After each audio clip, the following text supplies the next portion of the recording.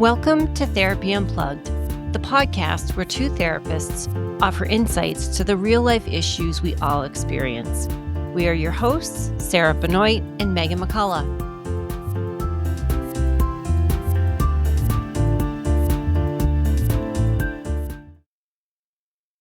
Welcome back, listeners. This is Sarah. Meaghan, how are you today? I am doing very well, thanks. Good to hear it. So, I think today is going to be an interesting episode. um, our topic today is perfectionism. And as we kind of go through this episode, I think the listeners, you guys are going to figure out pretty quickly, why I said this is going to be an interesting episode. Indeed. It has been quite an adventure. Let's just give you a preview. It's been quite an adventure trying to make this episode even happen. So, without further ado, I will jump right in. And today's probably going to be kind of simple. And here's why I say that. When I don't know about you, Meaghan, but when I started kind of making my notes and whatnot for this, and I know I've shared with you before that I have that perfectionism trait. I've got that streak. Mhm. So I was thinking, oh my gosh, I'm so excited for this topic. But of all topics, I have to nail this.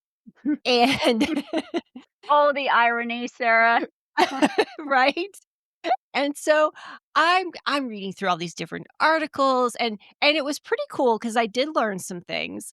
But then at the same time, I was like, all right, you just need to chill out. Like this is, yes, you could talk about this for hours, but no one's going to want to listen to this for hours. So I guess, and I don't know if this is okay with you, but I thought maybe what we could do is start by kind of defining what perfectionism is, Mhm. looking at what those traits are that we see in people or that people experience, and then kind of we could talk maybe some examples, but then as our usual, kind of get into those strategies that might help. Absolutely. It sounds good to me. Okay. So, I found it really hard to define perfectionism without using the word perfection. Yes, me too. And so I kind of nailed it down and I felt this was overwhelming when I say this, it feels overwhelming, but I came up with perfectionism is a drive to be flawless. And just that idea, that word flawless, kind of for me takes my breath away a little bit because it's like, yeah, that's not possible. Um, Mm. Even flawless diamonds are rare to come by. So, Yes. and I think one of the things that I found most interesting, and I didn't get too into it because I could have very easily gone down that rabbit hole, but perfectionism can be very complicated and complex for people. Mhm. And one thing that surprised me is that there are actually studies out there that support that there's a genetic component to this. Mm. And I really thought that was interesting because I thought back and I'm like, okay, well, that brings me to the nature nurture because you Right. often see it in families. But then I'm like, well, if there's a genetic component, that makes sense too. Absolutely. And yeah. And so I thought too, and I don't know if you've experienced this. Do people come to you and think that because they either have this trait or this tendency, do they think that means they have a mental illness? That's a really good question. And not that there's a right or wrong here, but I would say my initial reaction was no. Okay. I don't necessarily think that clients are coming to me identifying these kind of perfectionism traits and equating that necessarily to a mental illness. I certainly think it could be and it could be related. What I see more of is that the perfectionism traits often come about as almost a coping tool to deal with certain symptoms. So maybe Mm, symptoms of anxiety, for example. But in terms of somebody saying, or feeling that their perfectionism means they're mentally ill, no, I don't think I'm really experiencing that. How Okay. about you? Well, it's been for me, it's been a little muddied, and I've had to explain to people that it's that perfectionism itself isn't a mental illness, Right. definitely a trait, but kind of Mhm. what's underneath that, and you mentioned, like, for example, anxiety. I will see it with people who have OCD, Yes, absolutely. Yeah. and it's just been it hasn't been a huge part, but it has been enough of I've had enough conversations where I've had to kind of delineate where, okay, there's not actually a category of mental illness Right. for this. So I was just Abs curious. Yes, absolutely. So, right, it can feel muddled to people, and I think probably perfectionism can look very different depending on the person, Mhm. right? Maybe like I know I have had certain clients, I don't know about you, but that literally every area of their life is they are wanting to strive, right? It's like this continuous pursuit of, and I like the word you used, of being flawless. Mm. And then I have other clients that maybe it's just certain areas of their life, like work, for example, where they they equate their worth at work with just doing it flawlessly, which again, as you stated in the beginning, is not possible. Mm. I found it's interesting that you bring kind of the work piece into that because that is one of the arenas that I have seen people struggle with in terms of perfection. And one of the things I even struggle with as a therapist is kind of working and it depends on the person and even myself for that matter, but it's kind of delineating, well, how much of this is maladaptive Mhm. behavior and how much of this is adaptive? Because Mm. it can be both. And thinking about that, one of the things I came across was there's actually 3 different types of perfectionism, which I didn't realize. One is what they call socially prescribed, which is essentially you have high standards and there's that social pressure to succeed. That is actually considered maladaptive because again, it's unrealistic and it's a social pressure.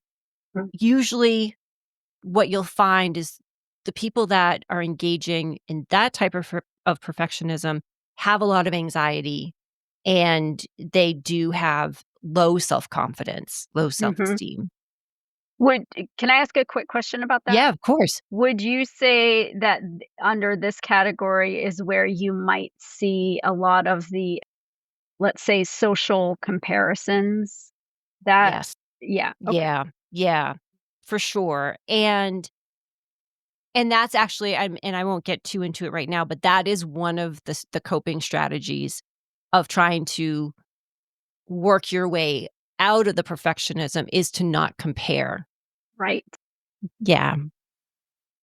The other one, which I thought that again, this is also a maladaptive one, which I thought was interesting, is they call it other-oriented perfectionism, and this was more about other people and your expectations of them, so meaning having high Ah, expectations of others. And that was the one that kinda struck me, like, intellectually, I knew I was like, "Well, that makes sense." I mean, I think to an extent, like, again, personally, like, I have some high expectations of people, but I also have a lot more grace with mm, others. mhm, So, but where this becomes a problem is this can really interfere in relationships. And this is one thing I have definitely seen with clients where mhm, they can't even have conversations necessarily with their significant other because they get so caught up in, well, how do I say it? And mm. how it's gonna come across, and then, okay, great, but then they have to respond this way, or they need to go if they're gonna do X, they need to do it this way, and, Mhm. that's over time, at some point, that is not gonna work. It's not sustainable for a healthy relationship, right? Exactly, exactly. Just to add to that real quick, Yeah. I'm thinking about another way that I see that dynamic a lot. Well, not anymore because I don't work with kids anymore, but Mhm, I used to work with a lot of teenagers, and boy, did I see that dynamic play out where the parent was placing these exceedingly high expectations on their children mhm, or their teenagers. And more often than not, I would say that the parent also had perfectionistic tendencies that they were then passing on to their child, and the child was kind of absorbing, and it was actually kind of painful for me to work with in that kind of family dynamic. yeah, But yeah. interesting. The last one I wanna throw out there, and this one, at least for me, again, personally resonates, it's the self-oriented, and this is the more adaptive perfectionism. Okay. And the reason is it actually has more positive emotions associated with it, and it talks more about the resourcefulness that you have, and again, this is within yourself, and there's generally some it's a driven individual, there's some high motivation in there. I think for me, why I like this one is because I think there's a fine line. I think there's a Mhm. fine line within this one of being perfectionistic, but then being a high achiever. Right. It's a really good I'm glad you're bringing this up actually, because again, this is an example of how this topic of perfectionism could get muddled, right? Because right, what is the difference between, let's say, just a high achiever and a perfectionist? Right.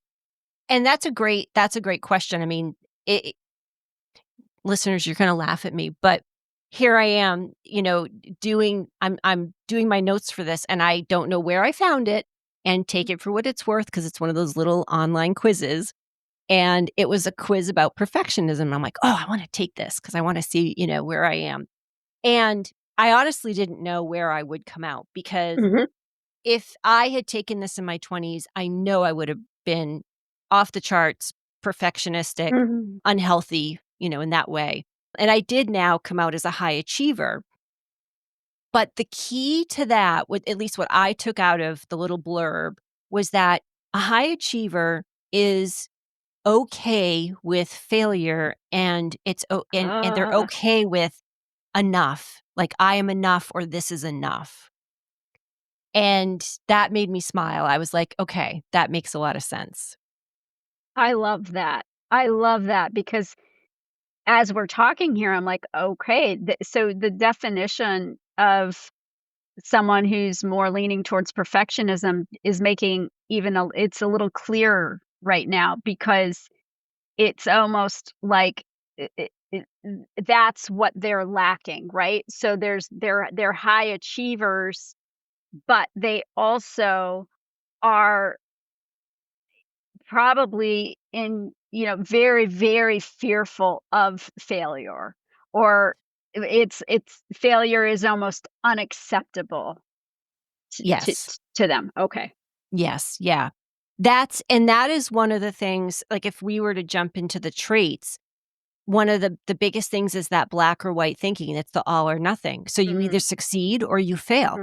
mhm, mhm. Right. And even with the failure, like you said, I mean, that can feel for lack of a better word, overwhelming, but, you know, when you have that black and whiteness about it, there's how do you learn from the failure? Because accepting the failure is hard enough, let alone learning from it. Yes. Yes. You know what this is also making me think of? And tell me if you've come across this, but I Mhm. think that there's sometimes this myth about perfectionism, that perfectionism means that you are meticulous, that you right? And Right.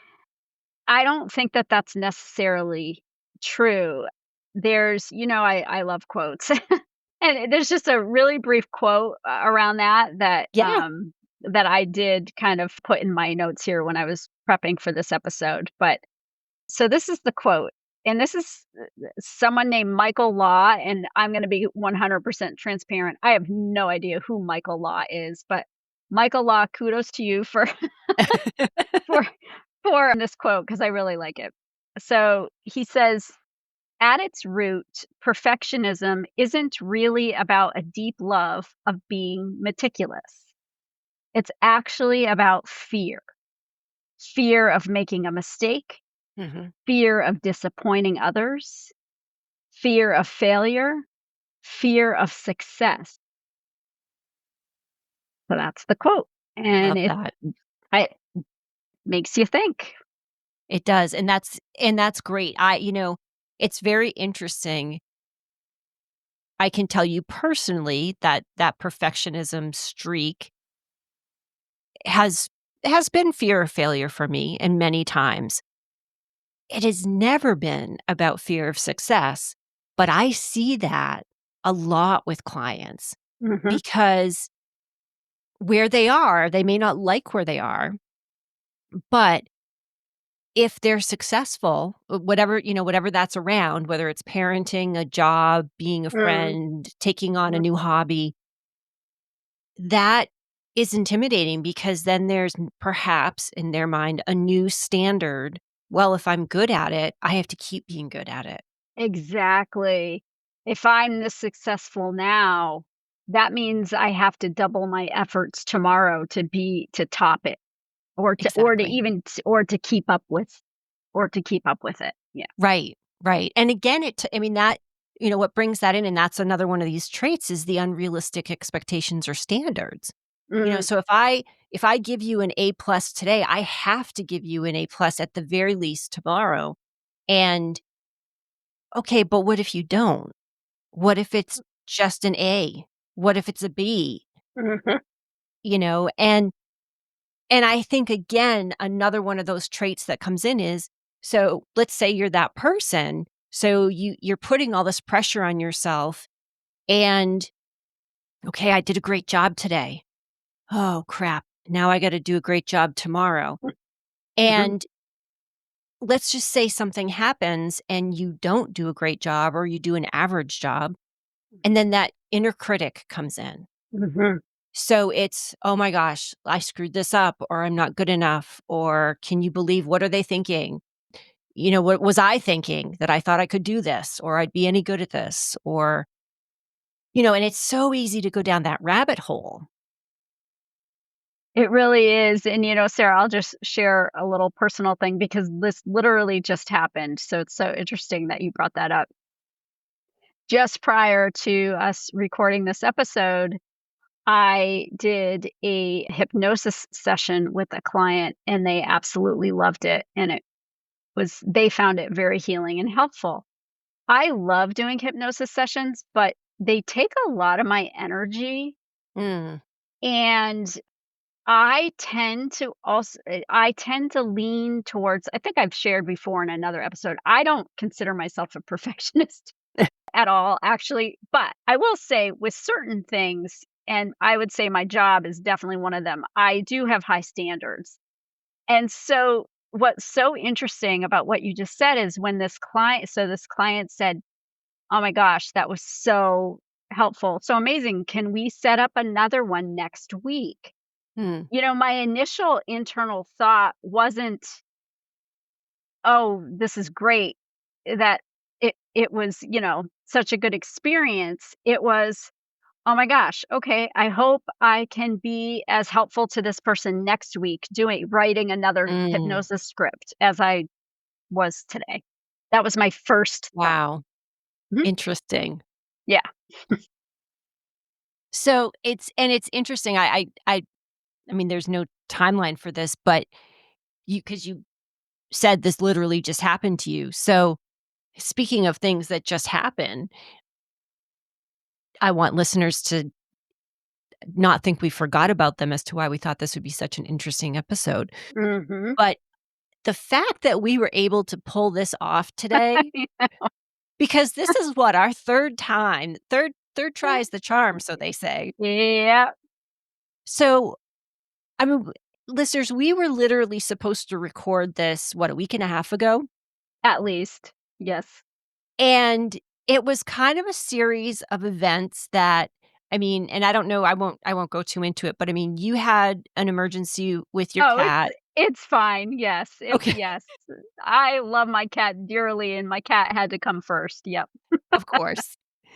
And so navigating that and, getting to a place where it was like, "Yeah, we're not doing this today." And I remember I told you, I said, "Oh, I was so excited about doing the episode," and then I was relieved we weren't doing the episode. Mhm, And then mhm. what did we push it off 2 days, I think? Yeah, it I was think only a couple of days, I think. Yep. and so then we ended up I was having technical difficulties with my computer, and I Mhm. think that literally took us 35 minutes, and we're like, "Forget it, Yep. we're not doing this Yep. today." Yep. Yep. And and this whole time, this was not lost on either one of us, the fact that, Right. we're doing a perfectionism episode, and is this even gonna happen? And even today, I was not sure what was gonna happen, and I said, "Okay, worst case," because I don't know if I've ever shared this on the podcast, but our earlier episodes, it's the feedback we got was that I sounded like I was calling in. And interestingly enough, I was recording using my new computer, which apparently doesn't have the audio quality of my old computer. Mhm. Mhm. So figured worst case, if this doesn't work, we're going to use the old computer. It is going to be the classic example of perfectionism is not going to happen here. It's out going out the window. Yep. But here we are, and we're finally making it happen. Yeah, and one little thing I'll add to that is I think we both agreed on this is it's funny how 3rd time, right, trying to record this episode, weren't we both like, "You know what? We just let's just do" like, any concern we had about how it was going to go, by the 3rd time when you try to do something, there's kind of a freedom in it, right? Because 'Cause you're like, Mhm. "You know what? Okay, we're here, we're gonna do the best we can," right? We're but it's going to be what it's going to be. Yes. Versus if we had been able to do the episode on the day that I had to bring my cat to the emergency vet, I probably I think I would have felt I don't even know if I don't know what the right word for it, but I I was probably more focused on making sure it was really good. And Right. it's not that we don't care today versus a week and a half ago. That's not it at all. I still care just as much as I did then, but I've let go of the expectation that everything is going to go, you know, exactly as you would hope. Because this is life, right? Right, right. And this I think is a really good to tie it back to the traits. I think what we've gone through with this is a really good example of a perfectionist rather is really focused on results, not the process. And this is where there's the difference between a perfectionist and a high achiever. A high achiever enjoys the process. And that's where I like to think, like, I'm not gonna say we haven't been frustrated, like, trying to get things to work, Mhm. but I can honestly say, at least for myself, that looking at this process, I have laughed Mhm. and I've learned, okay, we still haven't figured out some of this stuff, and we may never because we're not tech people, but we're Nor getting do we closer. wish to be. Exactly. No offense to tech people, but that's your No, thing. not at all. Right. So I think, it's kind of cool to me to see that, okay, this could have, again, maybe a different day or different time, at least for me personally. sent me into a tizzy being like, Mhm, "Great, this is not gonna be good." And now I'm like, "Who cares?" I do mhm. care, but I'm getting more out of it than just the fact that, well, we didn't produce it on time. Right, exactly. Yep. So real life example right there. Yep, I love it. yep. So, some of the other traits, there's just a couple I wanna throw out there that I came across would be defensiveness. I do see this one with clients' procrastination Yeah, I have because that in my do notes you? too. Yep. Yep, that one's a big one. A lot of times, thinking of where the mental health piece comes in, a lot of anxiety, that OCD part, sometimes Mhm. some depression.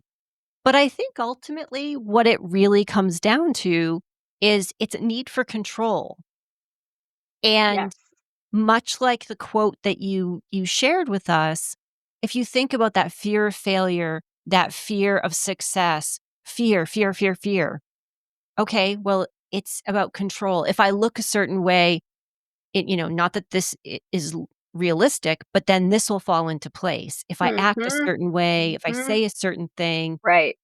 and again, to your point earlier, these kinds of things aren't sustainable. Exactly. Exactly. I don't know how often you've come across this, but I feel like this is worth bringing up. It's very tied to the topic. So I never realized until I became a therapist and started working with a lot of people with anxiety. Mhm. I never realized how often cleaning is used as a coping tool to kind of offset anxiety. And, you could tie this to OCD if you want to, but I'm not in this case. I'm just saying in general, I cannot tell you how many clients I've had Mhm. that use like cleaning cleaning their house obsessively.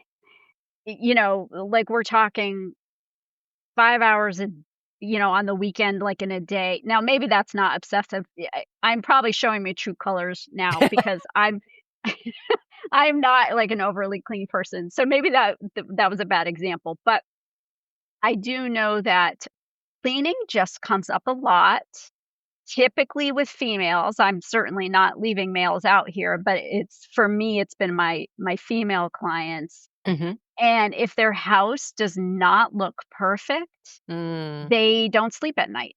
They toss and turn and yeah. It's interesting that you say that because it makes me think of a few things. I've seen that with clients where and their terms have been nervous cleaning. I'm nervous cleaning. Mhm, Uh, but and maybe not to like the whole day or 5 hours at a shot kind of thing. mhm, But I will tell you, and I never put this together until you just said that, when Remington, he's our Doberman, when he was in the puppy stage, I mean, he's only 2 mhm, now, but that early puppy stage, it was such an adjustment bringing him into the house that that's exactly what I did a lot of, and not mm, cleaning like obsessive cleaning, but it was, "Okay, well, the dishes there cannot be a dish in the sink because that felt out of control," and the yep, truth was, I felt out of control right. with him because everything was so new and, everything got kind of turned upside down. So, it's really interesting. I knew it was about control and I knew I felt better when certain things were done, but I don't know why I didn't link it to the anxiety. That makes a lot of sense. Yeah. Exactly, and I'm glad you brought in the control piece because, Mhm. yes, it's like I think when sometimes when we feel like things are spinning out of control in our lives, it's like, well, what do we have control over? And Right. so, by the way, I'm not saying that it's necessarily a bad thing, right? Like Mhm. maybe you keeping your sink free of dishes is exactly what that little thing might have really helped you. I think it's when some of these traits become, right, when they just start to impact you in negative ways. For example, going back to the sleep idea, if you're tossing and turning and can't go to sleep because you're worried there's dust in the corner, Right. of your home, then I think then that's an example of how it can become, in my opinion anyway, dysfunctional. Agreed. Yeah, agreed. And I think it's again taking it to that kind of that extreme, that nth degree.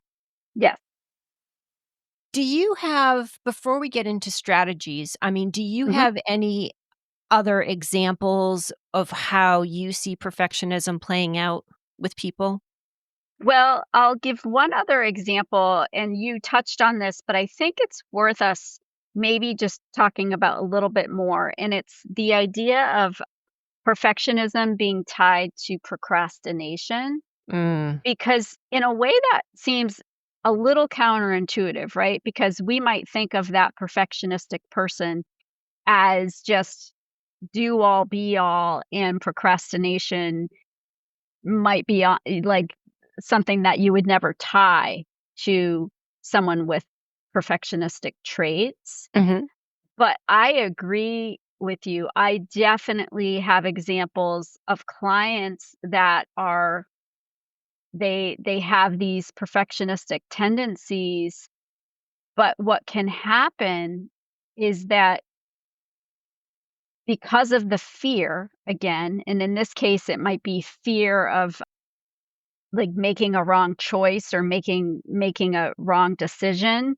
mhm. um, and because of that fear, they take no action at all, right? Yeah, So it's almost like if I can't do it perfectly, I'm not going to do it at all. right.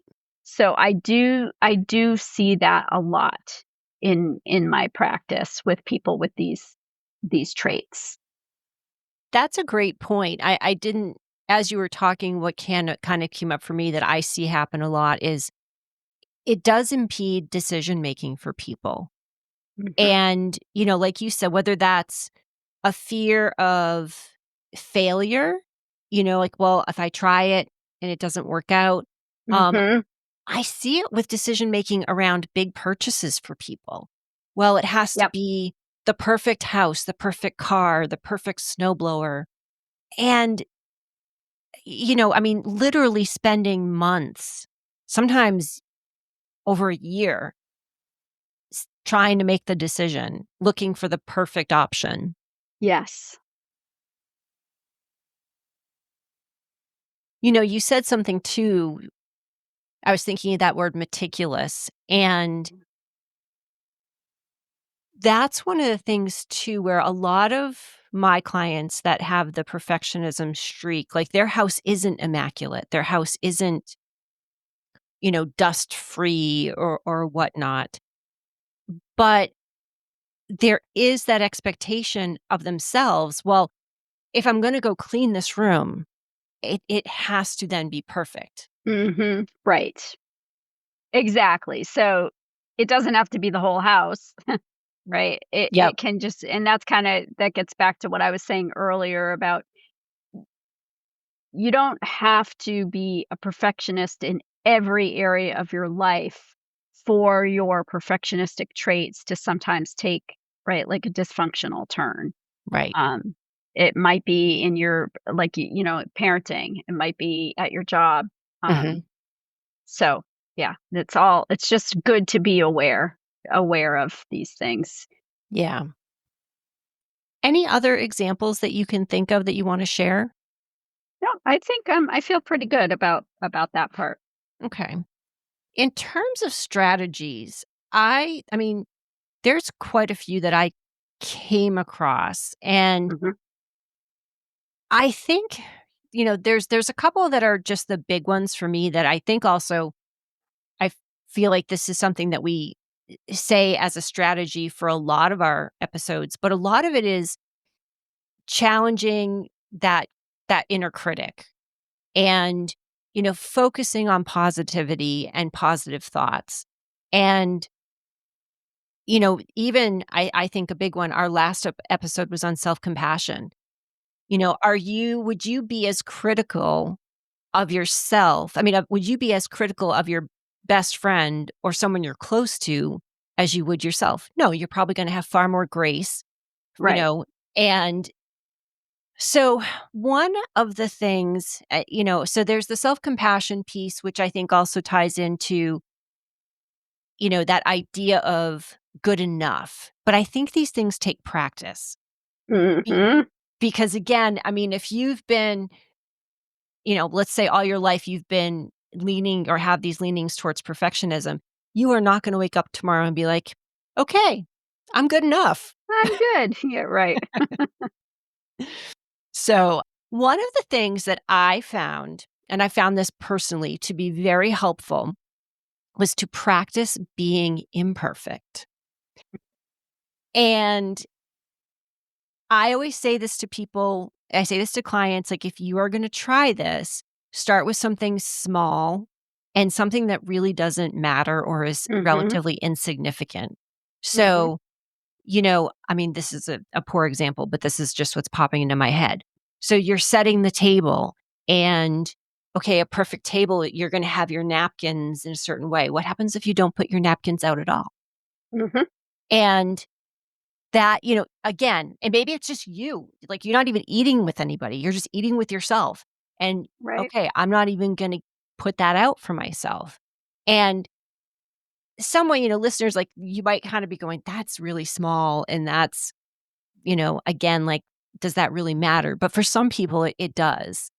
And to know that you can sit down and have a meal without having the napkin right Mhm. there Mhm. or having, the correct number of forks, that's, you start small.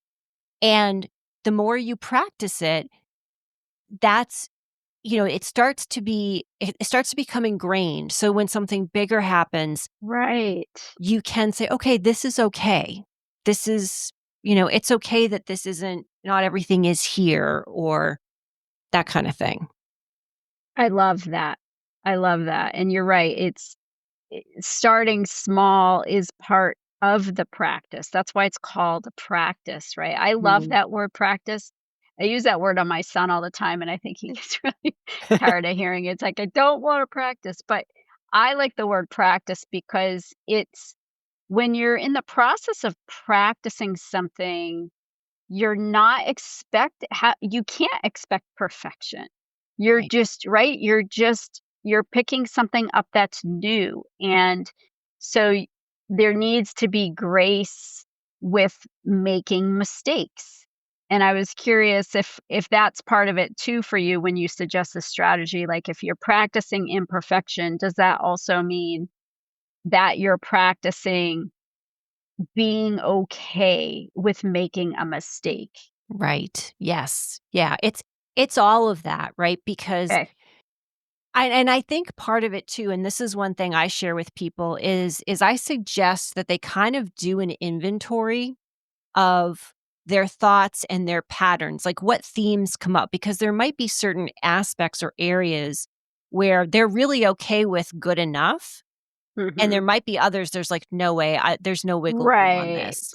Right. And knowing that you are gonna make mistakes because you're human, that is Exactly. that's part of it.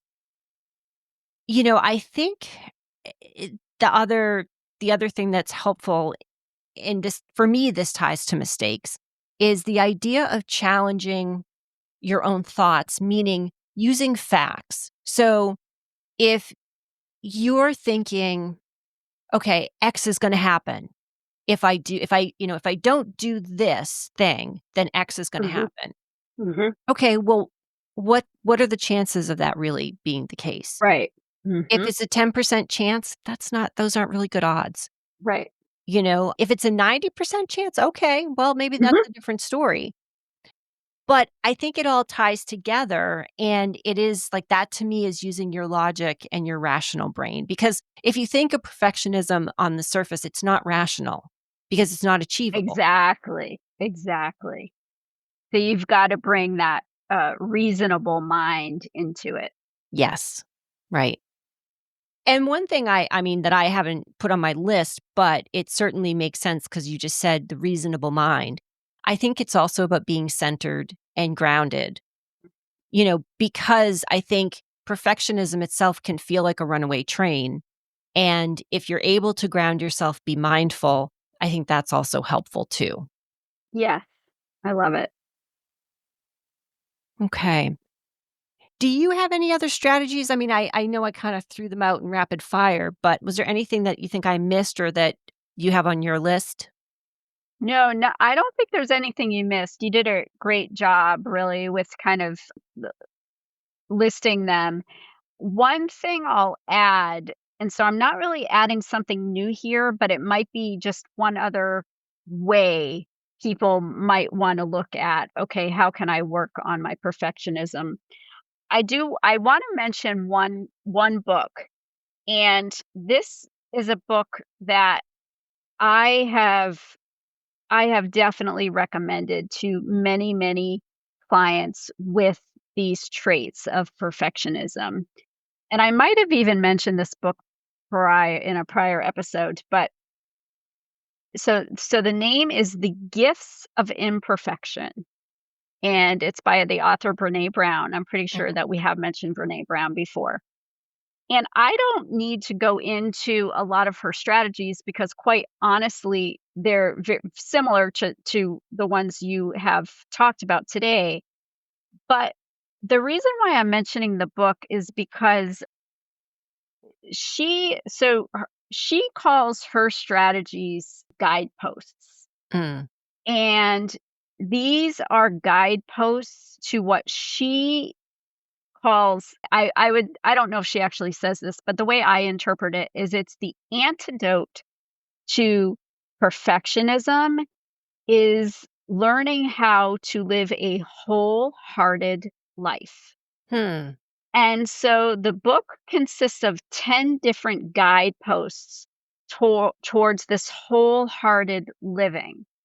And what's so interesting, Sarah, is so I read this book a long time ago and I loved it, but I'll be honest, I haven't read it in several years. Mhm. And when I was, prepping for this episode, I picked it back up and I had to smile because each guidepost is a topic that we have already covered, or Nice. I think we've probably talked about it, right? So I'll just give you one example. Sure. So the very first guidepost is cultivating authenticity, right? Mm. So it's letting go of the perfectionistic tendency to care too much about what other people think. And it's instead about embracing what is in alignment with like your true self. Now, Mm. tell me if I'm wrong, but I'm pretty sure we already did an episode Yep. on that. And so as I was going through these guideposts, I was just amazed at how many the second one is cultivating self-compassion, Wow. right? And so I won't go through every one, but if our listeners are interested, I highly recommend that you check out that book. Yeah. Thank you so much for bringing that up because the irony too is I think you and I had talked about that, and I think we were texting, but I think I said to you because I too read that years ago, Mhm. but I thought that I read it online with through the library.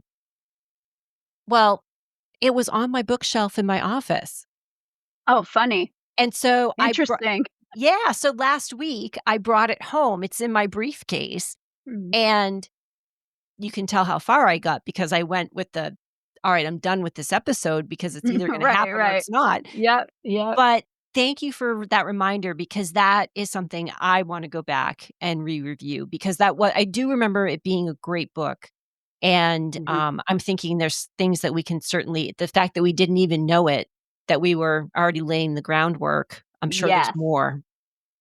Yeah, exactly. And if it's okay with you, I will just mention one other guidepost because Mhm. it's one that we haven't really talked about, Okay.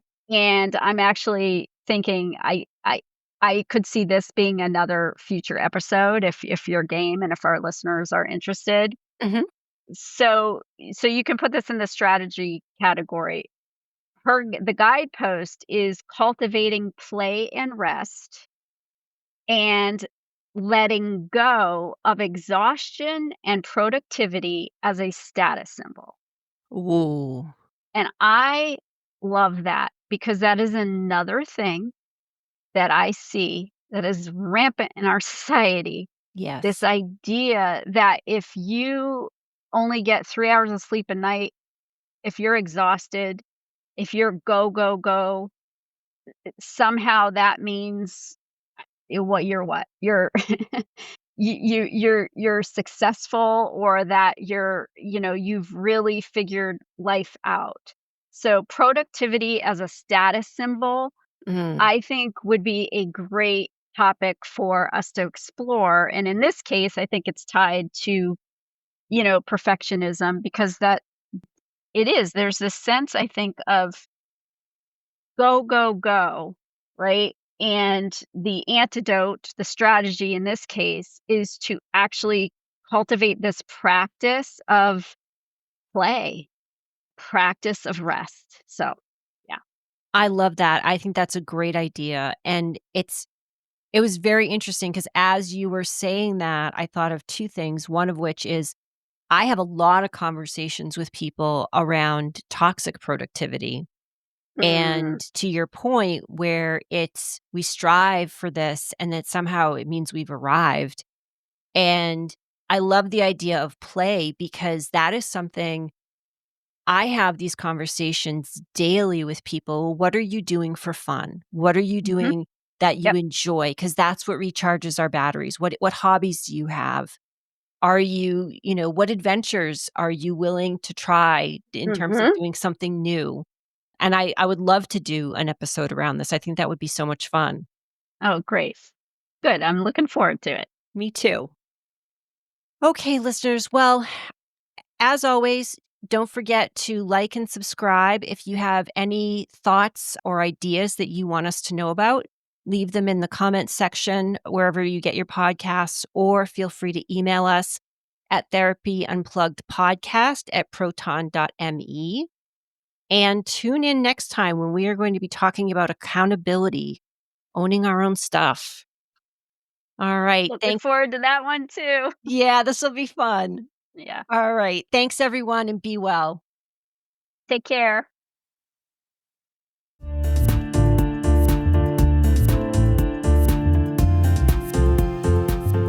If you want to share your thoughts or ideas with us, you can email us at therapyunpluggedpodcast@proton.me. Until next time, be sure to subscribe to Therapy Unplugged on Apple Podcasts, Spotify, and anywhere you get your podcasts.